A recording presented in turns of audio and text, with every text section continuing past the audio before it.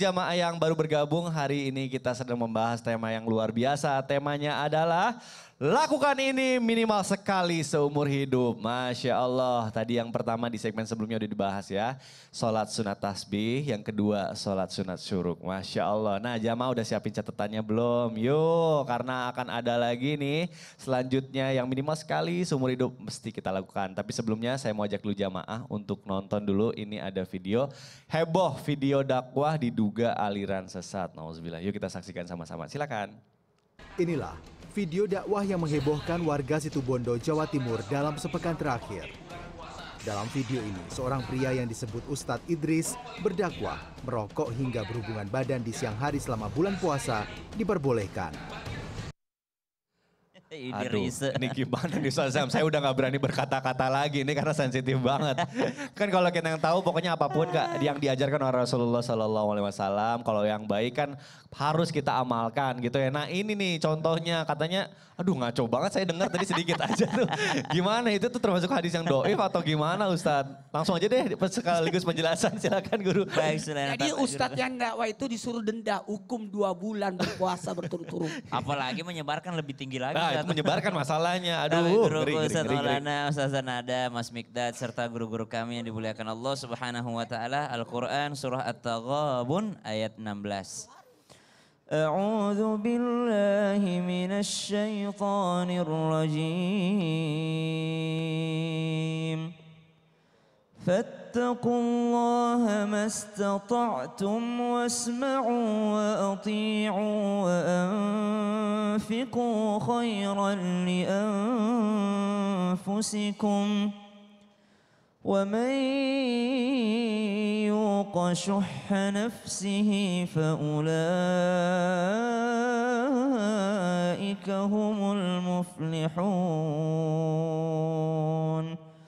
Allahumma arhamna bil Quran. Maka para muhaddithin ahli hadis yang mengklasifikasi hadis-hadis, mengkelompokkan hadis itu. Jadi hadis itu ada 2 ilmu, ada ilmu riwayah, ada ilmu dirayah.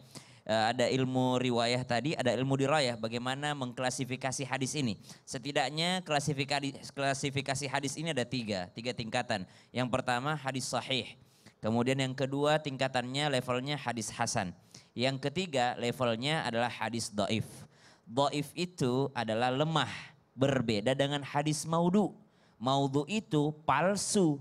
Palsu itu adalah mengatasnamakan Nabi SAW padahal tidak pernah disampaikan oleh Nabi. Mengada-ada pendapatnya lalu dia mengatakan ini hadis, ini Nabi yang bilang. Nah, itu namanya hadis maudhu. Hadis dhaif itu ada sandaran kepada Nabi SAW, namun pada jalurnya nih sampai ke kita di tahun 2024 ini 1445 Hijriah, ternyata di tengah-tengahnya ada daripada periwayat yang diduga, ada beberapa alasannya, diduga lemah hafalannya. Oh, dapat hadis dari mana engkau? Saya dapat hadisnya daripada imam ini. Bagaimana orangnya dia?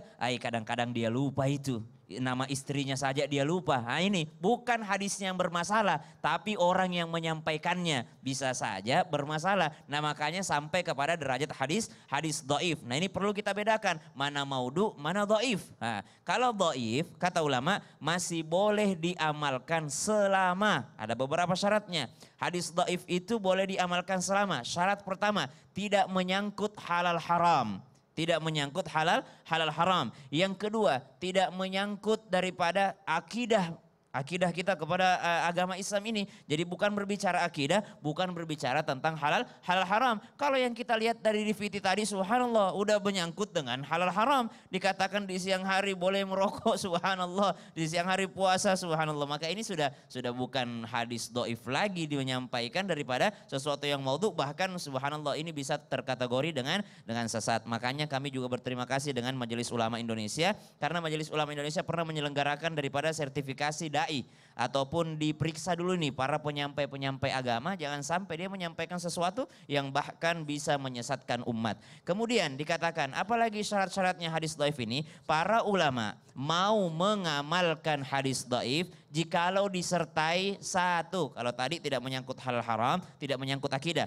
Jikalau disertai satu, apa yang menyertainya hadis dhaif tadi ini? Disertai dengan pengamalan, disertai dengan penguatan hadis yang lain.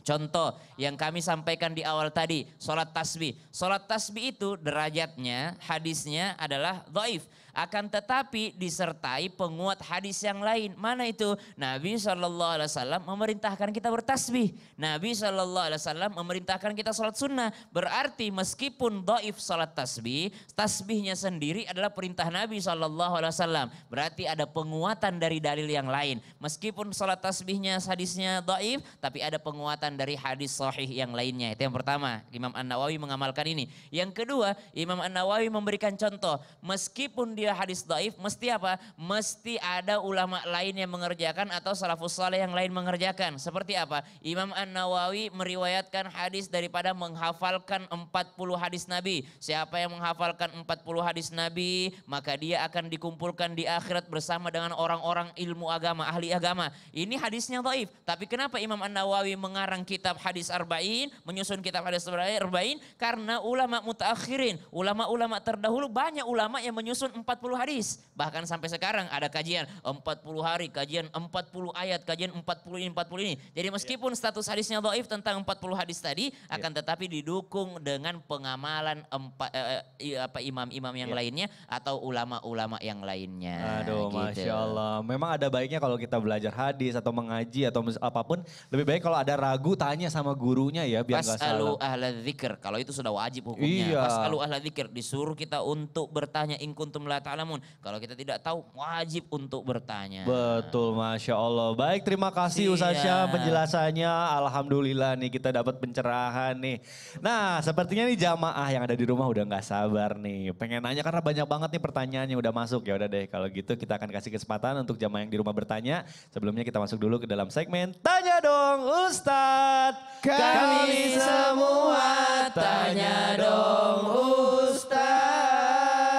Baik, ini ada pertanyaan yang pertama dari Instagram @ratnamayang. Assalamualaikum, tanya dong Ustadz. Iya dong, silakan. Mau bertanya nih ke Ustadz Maulana. Waduh, baik nih, spesifik nih ke Ustadz Maulana. Laki-laki kan diwajibkan sholat di masjid.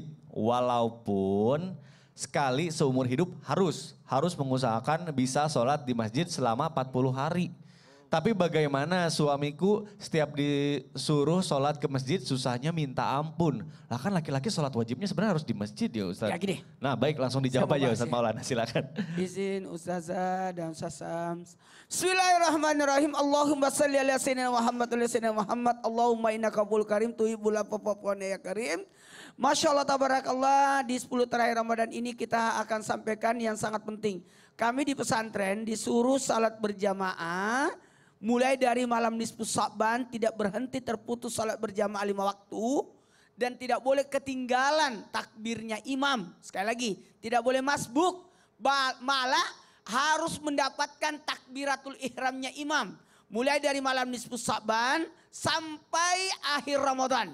Berarti totalnya 40 hari minimal. Ya, atau 45 hari kalau mulai dari malam nisfu Sya'ban. Artinya apa? Barang siapa menjalankan salat 40 hari berjamaah tanpa masbuk atau mendapatkan takbiratul ihramnya imam, maka kami disampaikan dulu waktu itu sama guru kami, Allah yarham, kalau bisa melakukan itu maka sudah tercatat namanya di surga. Masya Allah, amin amin Allah. Sekali lagi nih, lalu dicatat baginya 2 pembebasan. Pembebasan daripada neraka dan pembebasan daripada sifat munafik. Jadi orang yang sanggup nih, buat jamaah yang lagi nonton, catat.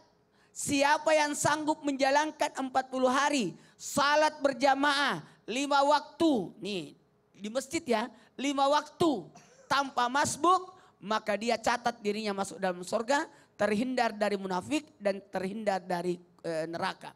Yuk. Kalau perlu salat berjamaah di masjid lah selama-lamanya. Kalau sudah bisa 40 hari, yakin itu bisa dilakukan untuk seterusnya.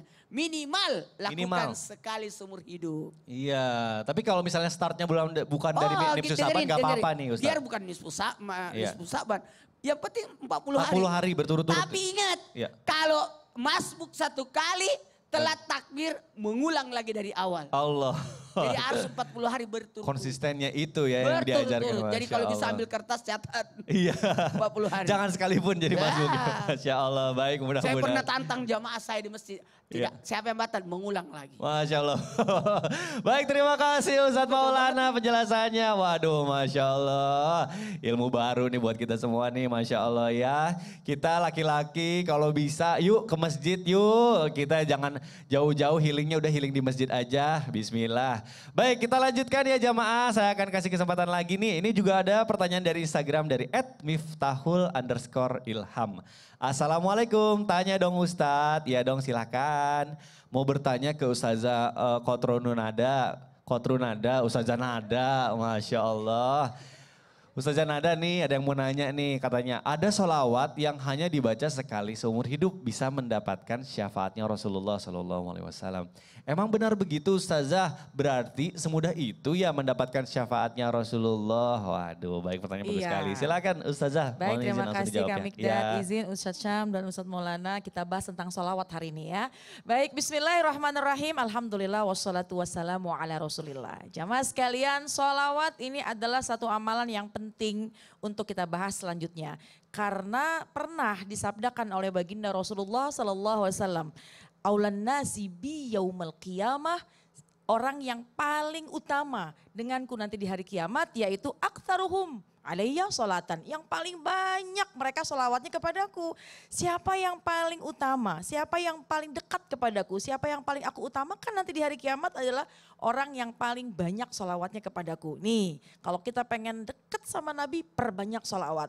Tapi terkait dengan masalah sholawat, satu kali saja ini subhanallah pernah juga disabdakan oleh baginda Rasulullah SAW. Man sholla alayya sholatan, siapa yang bersolawat kepadaku satu kali saja, maka Allah akan bersolawat kepadanya 10 kali lipat. Kita membaca solawat satu kali, tapi Allah bersolawat kepada kita. Nah, makna solawat Allah kepada kita ini apa sih artinya? Maknanya adalah Allah memberikan rahmat kepada kita. Ketika kita bersolawat kepada baginda Rasulullah SAW, Allahumma sholli ala sayyidina Muhammad, satu kali saja, maka Allah mencurahkan rahmat kepada kita berlipat-lipat ganda. Rahmat di sini adalah Allah memberikan kemudahan buat kita.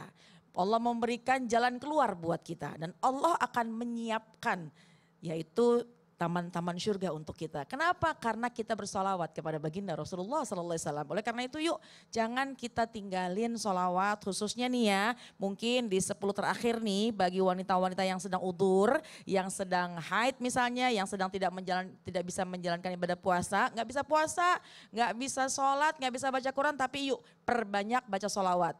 Karena satu kali solawat saja insya Allah itu akan menjadi cahaya kita yang akan memberikan tanda buat kita. Memberikan tanda pada diri kita, baginda Rasulullah SAW akan memberikan syafaat kepada kita.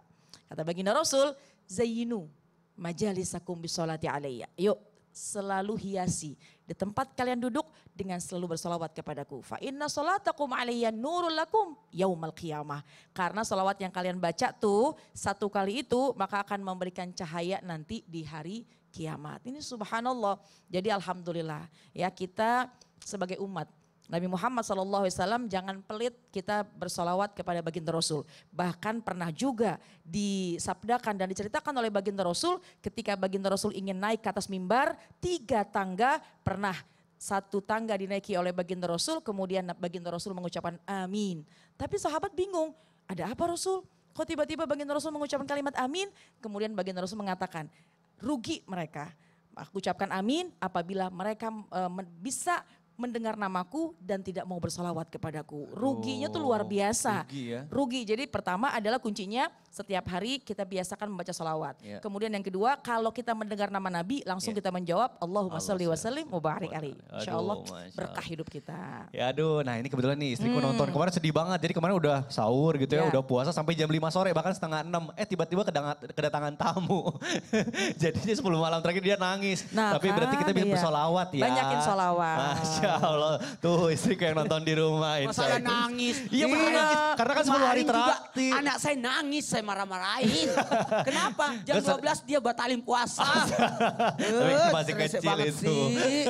Ya Allah, Ustadz Maulana, ngomong-ngomong katanya ada info menarik lagi nih. Apa Ada nih? Mau tahu informasi dong? menarik kepada semuanya. Jangan lupa ya, mumpung bulan suci Ramadan. Alhamdulillah, terima kasih juga kepada CT Arsa Foundation yang terus berupaya untuk memutus mata rantai kemiskinan melalui pendidikan berkualitas dan kesehatan yang optimal. Maka kami mengajak kepada siapapun yang peduli dan ingin turut serta berkontribusi meringankan beban mereka melalui 2 cara, yakni dengan doa dan sedekah terbaik dengan men-scan QR Scan QR atau Iya. QRIS. yang CT Arsa Foundation yang Di ada di sebelah bawah sini. ini. Cepat kita kasih kesempatan hitungan 5. 1, 2, 3, 4, 5. Arahkan handphonenya. Ayo cepat. Tinggal cekrek aja jamaah. Udah selesai. Iya.